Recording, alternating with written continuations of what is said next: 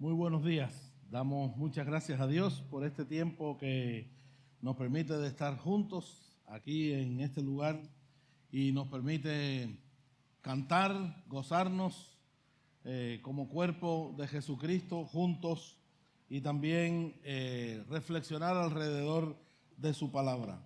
Lamentablemente hoy el predicador Raidel no está con nosotros. ¿Estará por aquí? Está aquí, con nasobuco y todo. Porque estaba un poco enfermito. No tiene ni COVID ni dengue. Así que se pueden acercar a él libremente. Pero está algo afectado la garganta. Entonces me pidió que asumiera su lugar. Un gran reto. Muchas gracias. Vamos a seguir tratando temas que están alrededor de esta carta que escribió Juan, su primera carta. Hoy lo que vamos a hacer es repaso de algunos términos importantes que aparecen en esta carta que realmente me han puesto a pensar durante el desarrollo de esta carta. A medida que hemos avanzado en el capítulo 1, 2, 3 y hasta el 4, hemos aprendido a digerir muchos de estos términos que son conocidos para nosotros, pero que al final tienen una profundidad importante a la que nosotros tenemos que reflexionar cada día. Si tuviéramos que ponerle un título a esta carta, sería Seguros en su gracia, ¿verdad, Raidel? Porque estando en las manos del Creador, estamos en un lugar seguro. No necesariamente quiere decir confortable, pero sí en un lugar seguro. Y lo que vamos a hacer hoy es analizar dos términos que se relacionan, están estrechamente relacionados. Uno es el concepto o el término permanecer, y el otro es el término creer. Entonces vamos hoy a analizar estos dos términos. Vamos a escuchar la palabra de Dios que nos va a servir de guía en este momento. En esto conoced el Espíritu de Dios. Todo espíritu que confiesa que Jesucristo ha venido en carne es de Dios, y todo espíritu que no confiesa que Jesucristo ha venido en carne no es de Dios.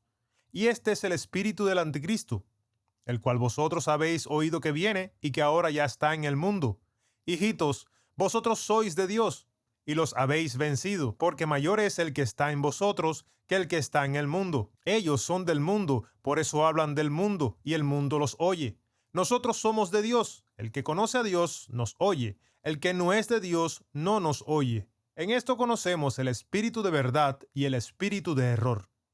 Si bien es cierto que en la carta hay un espíritu de optimismo, si bien es cierto que uno al leer la carta de una vez, uno se da cuenta que cobra ánimo al leer lo que Juan le está diciendo a aquellas iglesias, uno se siente fortalecido, uno se siente desafiado, uno se siente con ganas de vivir la vida cristiana, ¿verdad? Pero no es menos cierto también que este desafío, que este deseo se convierte en un serio desafío para nosotros. Por eso quise intencionalmente tomar estos dos términos que resumen todos estos capítulos que acabamos de leer desde el desde el capítulo 1 hasta el capítulo 4. Solamente del capítulo 5 voy a tomar un versículo chiquitico, una sola frase, para dejarte el contenido a ti. Pero estos dos términos, permanecer y creer, son términos que recogen el sentido de esta carta de estar seguros en sus manos. Y estos versículos del capítulo 4, además de tener un impacto fuerte en el desarrollo de estos dos términos a la altura de esta carta, tienen una gran promesa para nosotros. Entonces, Comencemos con el término permanecer. Este término aparece 17 veces en esta carta, o sea, es importante, y en todas las veces que aparece, denota la idea de algo determinado, fijo, fuerte, pero en crecimiento. Y esta es una de las características del idioma griego. Hay el tiempo en el que aparecen muchos de estos términos, específicamente implica que no solamente fue algo que se quedó en el pasado, sino que permanece para hoy. O sea, trasciende la historia. Entonces, cuando Juan le escribe a aquellos hermanos de aquella iglesia esta carta, les está diciendo: ustedes deben permanecer siempre. Gracias. Significa quedarse en un lugar, pero significa continuar. Tiene también la idea de esperar, de mantenerse en el lugar, de aguardando algo que está en el futuro, algo que sigue existiendo. Da la idea de perseverar en una actividad o en una posición como parte de una acción determinada. En términos más generales, la teología de Juan sobre este término permanecer forma parte de la trayectoria bíblica de la teología sobre la nueva alianza que hizo Dios con su pueblo. O sea, no está aislado. El término permanecer está siempre en el contexto del desarrollo que tiene Dios con su pueblo y con la alianza que Él ha hecho con nosotros. Hay un sentido de comunidad con el Espíritu. Hay un sentido de comunidad en el nuevo pacto, con el corazón nuevo y la presencia de Dios en nosotros. Y como consecuencia nos permite obedecer los mandamientos de Dios. Juan deja bien claro que una realidad en la comunidad de los creyentes, bajo el control del Espíritu Santo, cree que Jesús es el Mesías, y a partir de ahí nuestra firmeza, nuestra permanencia en Él es un hecho.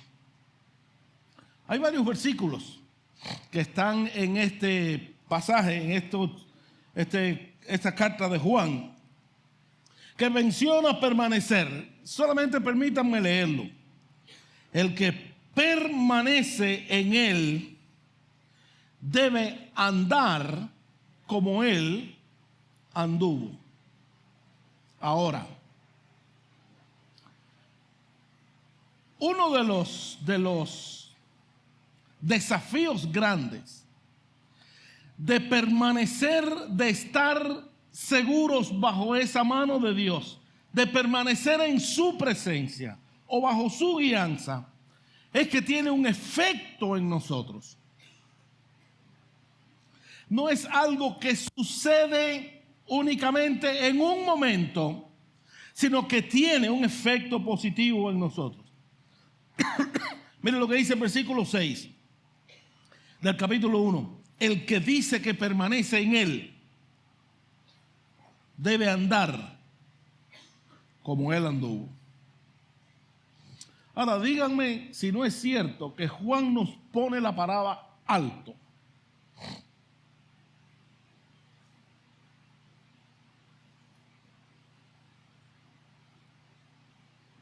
¿Algunos de ustedes han visto la parábola, la película La vida de Jesús?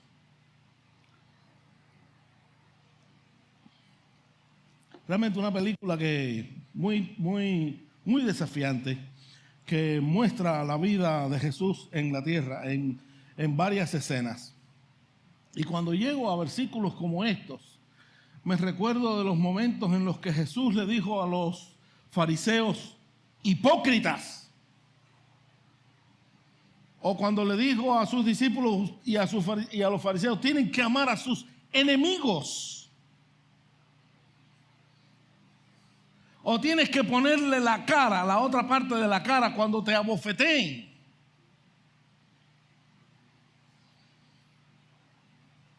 El que permanece en él debe andar como él anduvo.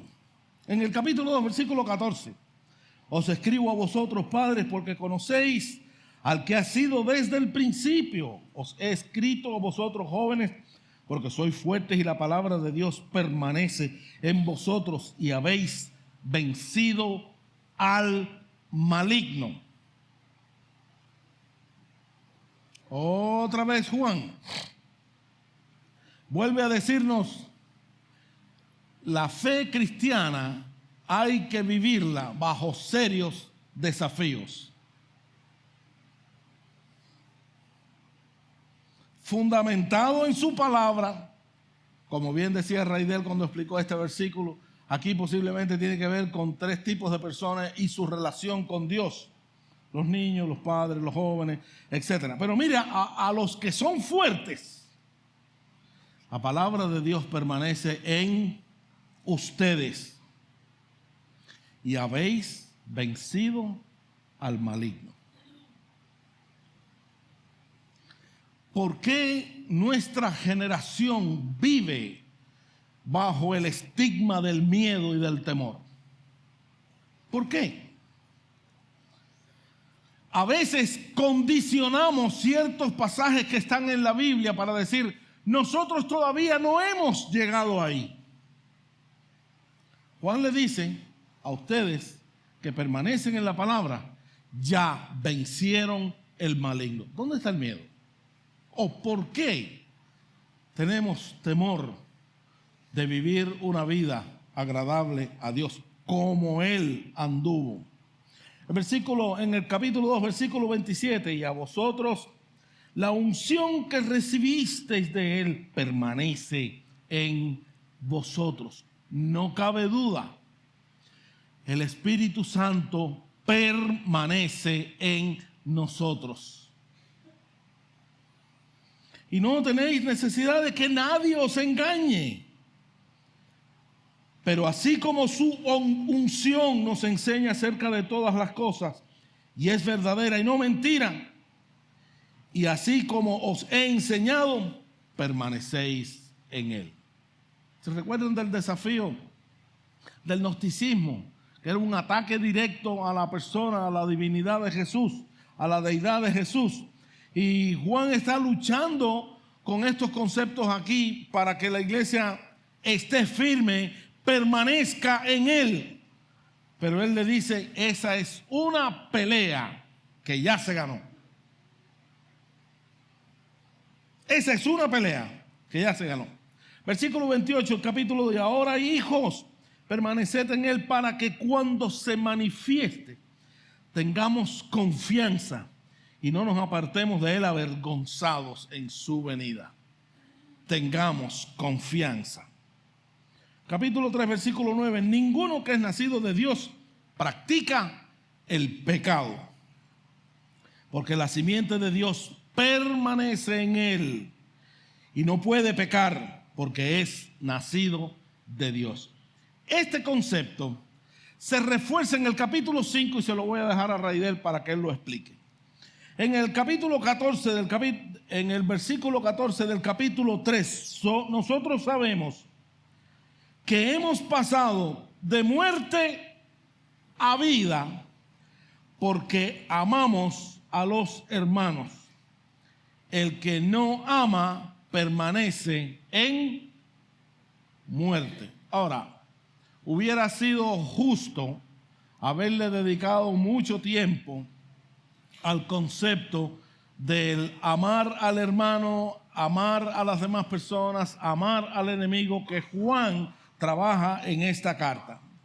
Pero noten las conexiones que hace Juan entre dos estados. nosotros hemos pasado de muerte a vida. ¿Por qué? ¿Por qué hemos pasado de muerte a vida? Porque Jesucristo murió en la cruz del Calvario para darnos vida. La Escritura dice: te saqué del estado de tinieblas y te he puesto en un estado de su luz admirable. Dice Juan, eso es un hecho. Has pasado de muerte a vida. Y la razón por la cual eso se ha dado, la evidencia que tenemos de que eso se ha dado, es que somos capaces de amar a los hermanos. Yo no los puedo ver la cara bien clara porque tengo estas luces aquí que me tienen. Pero yo me imagino que ustedes estén de acuerdo por lo menos con eso que dice la Biblia. ¿Verdad? Sí veo que algunos están moviendo la cabeza. O sea, como dice el versículo, si tú no eres capaz de amar al hermano, no has pasado todavía de muerte a vida.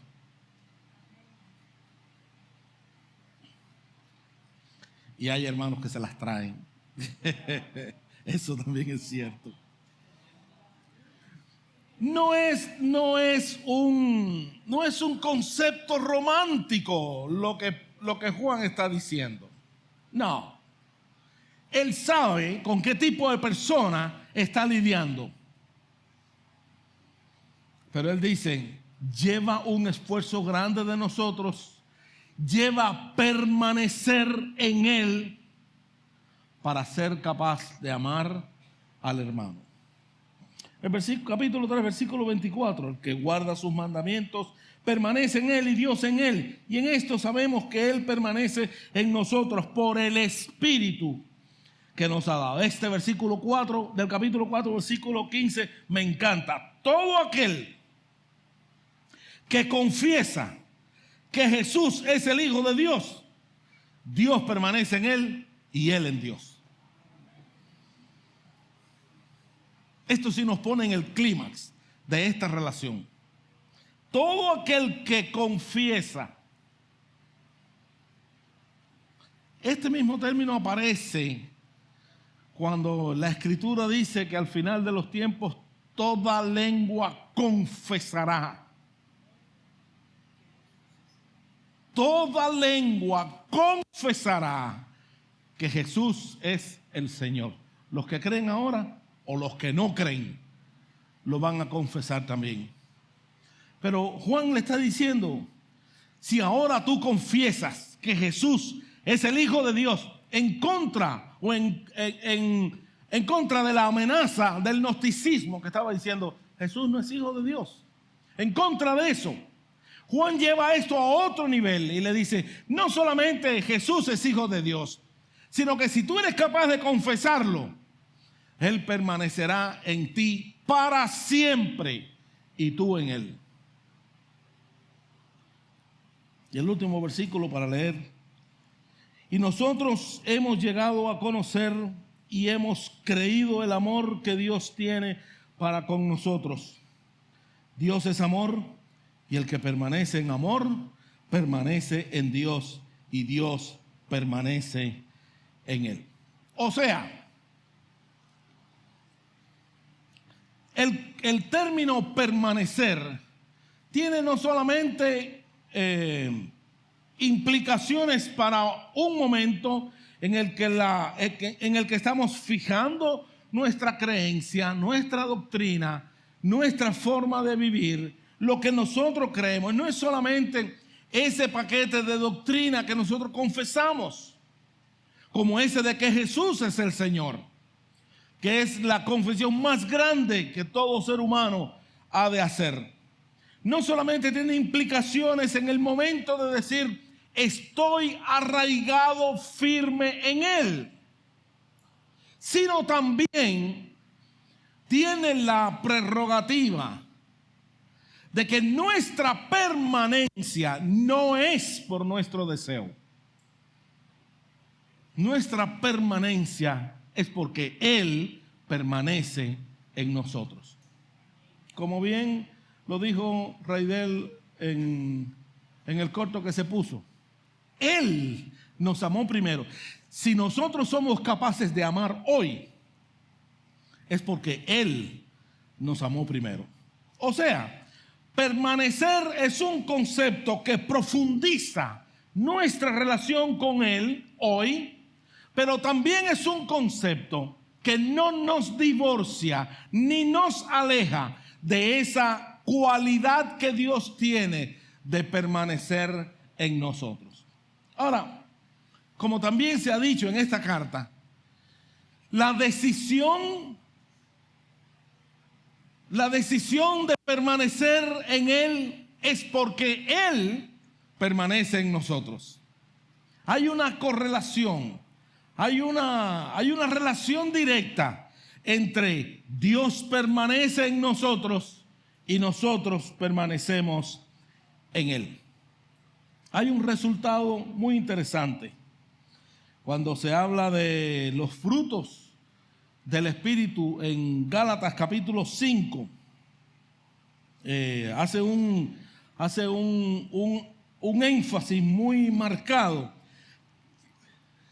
en que esos frutos del Espíritu Santo son producto de una relación que tenemos con Dios, relación estrecha que tenemos con Dios, que a medida que profundizamos en nuestra vida, a medida que permanecemos en Él, en nuestra vida, esos frutos son más evidentes. Entonces,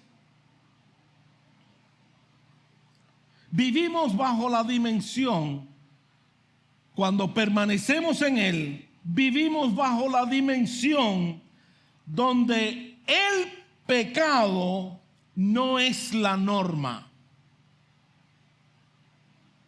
Cuando permanecemos en Él, vivimos bajo la condición que el pecado no es la norma de nuestra vida. Y quiero que cobremos ánimo al decir esto.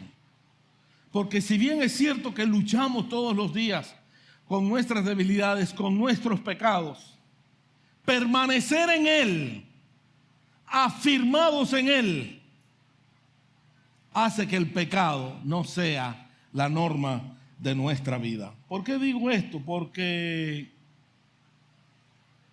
nos acostumbramos a que el día a día nos imponga su manera de pensar. De que la cultura o el contexto donde vivimos, o las cosas nuevas que adquirimos todos los días, que aprendemos todos los días, se sumen en una forma de pensar que al final no necesariamente es la forma de pensar que Dios tiene en su palabra para nosotros. Entonces, cuando cantamos de que somos libres del pecado, exactamente somos libres del pecado en el concepto de que el pecado no nos gobierna.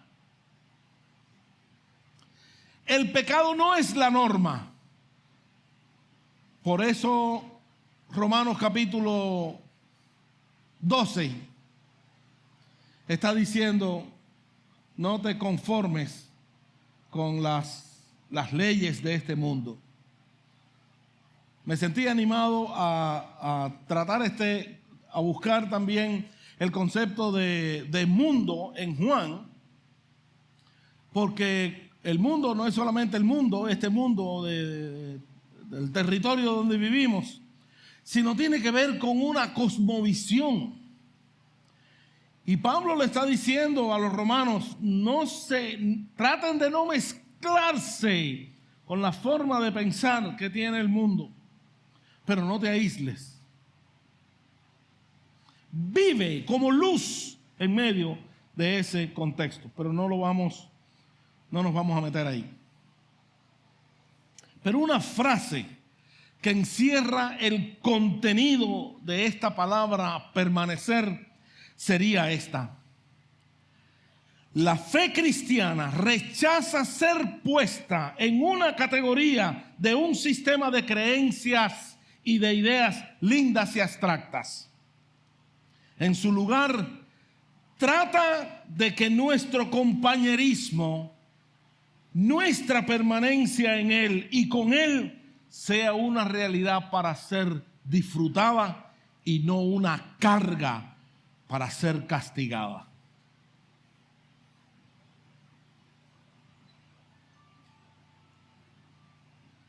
Si nos quedamos con esa idea de permanecer, estaremos listos para entender un poquito lo que significa creer, que sería el otro término.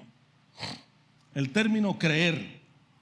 El cristianismo se basa de certezas y seguridad. Pero déjeme conectarlo con la idea principal que resume el concepto de permanencia. La fe cristiana rechaza ser puesta en la categoría de un sistema de creencias y de ideas lindas y abstractas.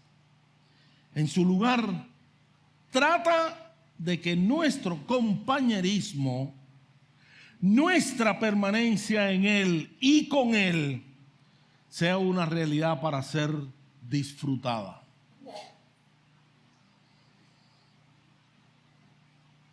Cuando lleguemos a ese nivel de relación con Dios, cuando el arrepentimiento se convierte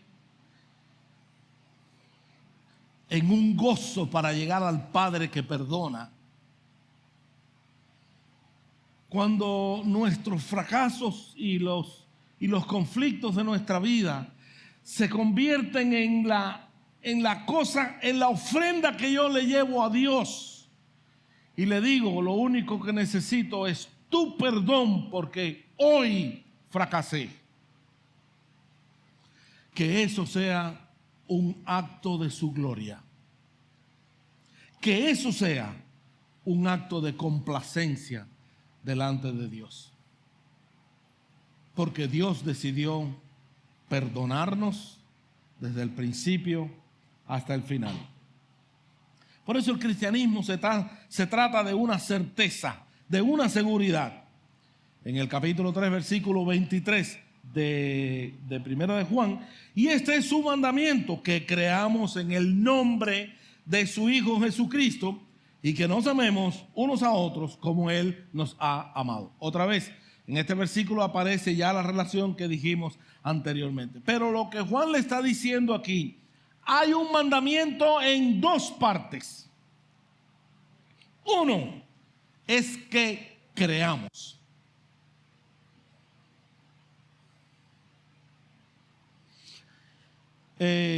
Cuando decimos creer, no significa yo creo que voy a creer.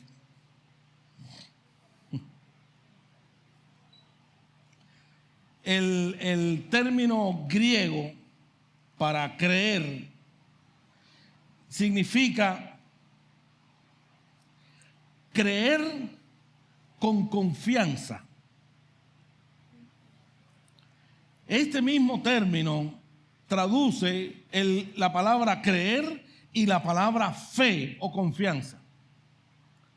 En un mismo término, los griegos estaban diciendo, si yo creo, yo confío.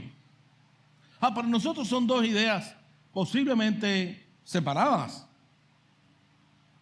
Pero en el concepto bíblico, cuando Juan le dice a las iglesias que le escribe, el mandamiento es esto, que creamos.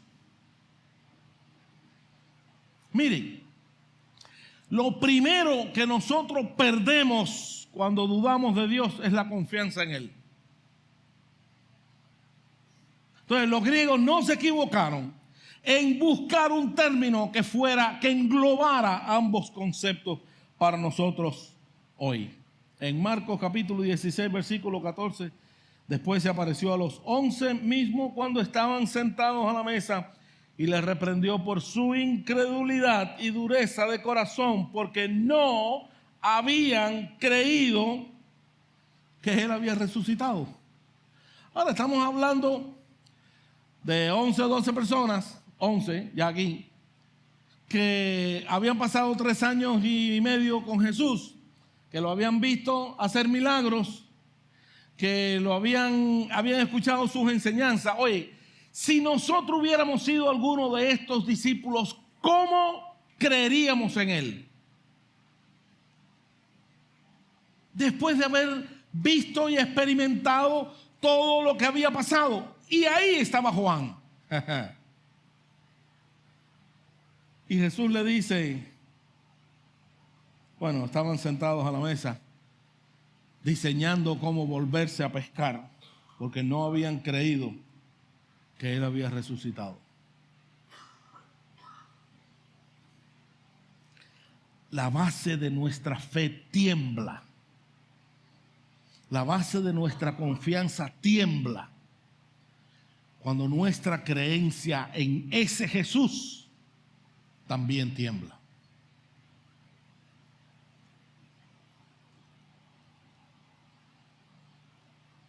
Este término significa confiar, tener fe, creer. Creer hasta el punto de confiar totalmente. Esa es la fe cristiana. Romanos capítulo 1, versículo 16. Dice Pablo, porque no me avergüenzo del evangelio. Ustedes se lo saben. Porque es, ¿para qué? Para salvación a todo aquel que cree, al judío primeramente y también al griego. No me avergüenzo, no dejo de creer, no dejo de confiar, porque es poder de Dios. Es poder de Dios. El único versículo que voy a citar de 1 de Juan capítulo 5, el versículo 13.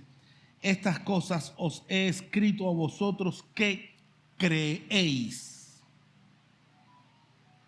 Estas cosas os he escrito a ustedes que creen.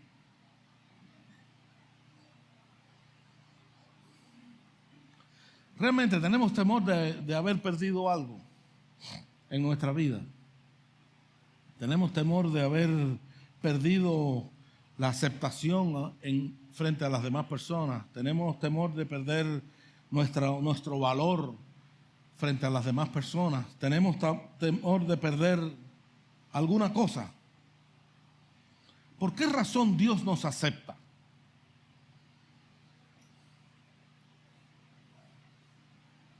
Ese es un problema crítico que tiene el cristianismo frente a las demás religiones y las demás ideas. No te pregunta cómo estás, te dice ven.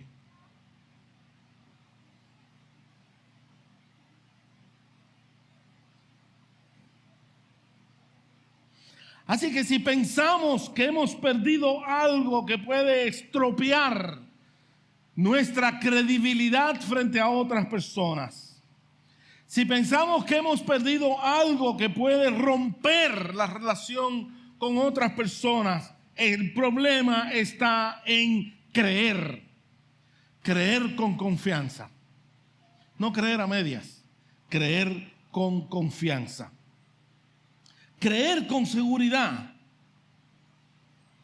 El don que Dios nos da en el Evangelio es la justicia de Cristo. Notemos que no somos nosotros los que le damos a Dios una justicia, sino que es Él el que nos da la justicia de Cristo en el Evangelio. Pablo afirma que Dios nos ha vestido con su justicia. Y esta es la esencia del cristianismo. Esto es lo que marca la diferencia entre el cristianismo y el resto de las religiones. No llegamos a Dios a darle justicia. Llegamos a Él recibiendo de Él la justicia que tiene para nosotros. La confianza y la seguridad que debemos tener los creyentes en la gracia que ha sido derramada por nosotros es poner nuestra fe, nuestra creencia, nuestra confianza en lo que Él ha hecho. Él es el fundamento de nuestra vida. Por eso toda esta carta va por los lados de ver cómo la gracia de Dios nos sustenta, cómo amamos, cómo somos capaces de amar porque Él nos ama primero. ¿Cómo somos capaces de permanecer en Él? Porque Él permanece en nosotros. ¿Cómo podemos creer en Él? Porque Él es de total confianza para que nosotros vivamos eternamente con Él. O sea, el verdadero cristiano, el verdadero creyente que Juan está diseñando en su primera carta es aquel que cree y confía. Ahora piensa eso para ti. Piensa eso para ti. ¿Qué cosa puede haber en tu vida que no te deja confiar en Él?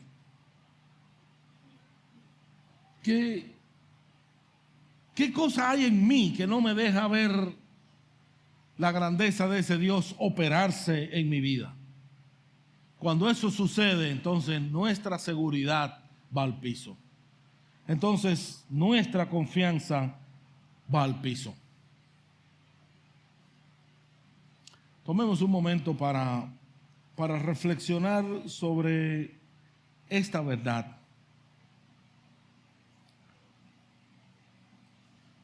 Nuestra vida cambiará totalmente a partir del momento que creemos y confiamos en Él. Nuestra vida es como un barco en el mar, no sabemos qué va a pasar. O un avión cuando despega. Ahí uno necesita control de muchas cosas. Y cuando uno se siente en un avión que va a despegar, en el momento que sale, yo digo, bueno, Señor, aquí no puedo hacer más nada. No puedo hacer más nada. Por lo menos voy manejando y quizá yo me equivoque y confío en mi habilidad de ser un chofer de experiencia. Y no siempre funciona, pero por lo menos yo me lo creo. Pero igual estamos en el mismo nivel. Pero cuando un avión despega, lo perdiste todo. Entonces ahí te toca confiar en cómo Dios va a guiar tu viaje. O en el próximo desafío que vas a tener posiblemente esta semana.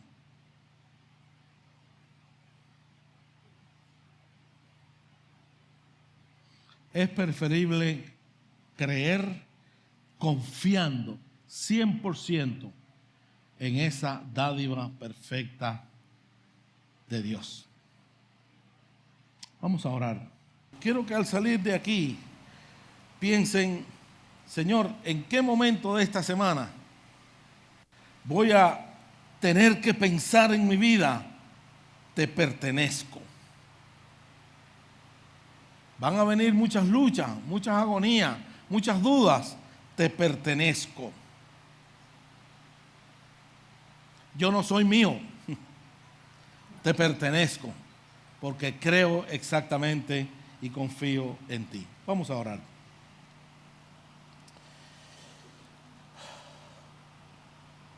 Padre, te agradecemos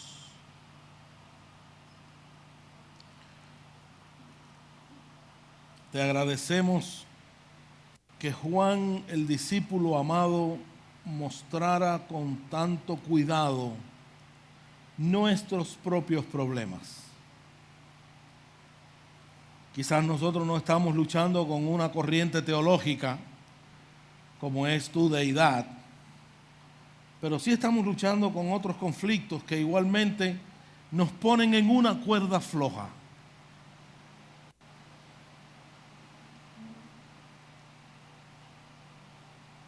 Y muchas ideas religiosas han puesto al cristianismo sobre una mesa de operaciones porque se está desmembrando la verdad. Y tenemos que volver aquí a tu palabra para entender que somos tuyos. Somos tuyos. Cualquiera que sea el conflicto en nuestra vida, somos tuyos. Te pertenecemos a ti. Estamos firmes en la creencia de que contigo somos vencedores hasta el final.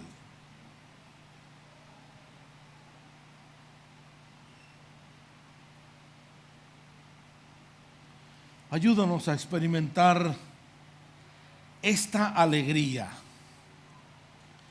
de ver que nuestra vida crece día a día, cimentados en tu amor. Pedimos que bendigas esta iglesia, los hermanos que han venido, los que no, igual. Bendícele, Señor, y que tu gloria inunde nuestra vida. En el nombre de Jesucristo.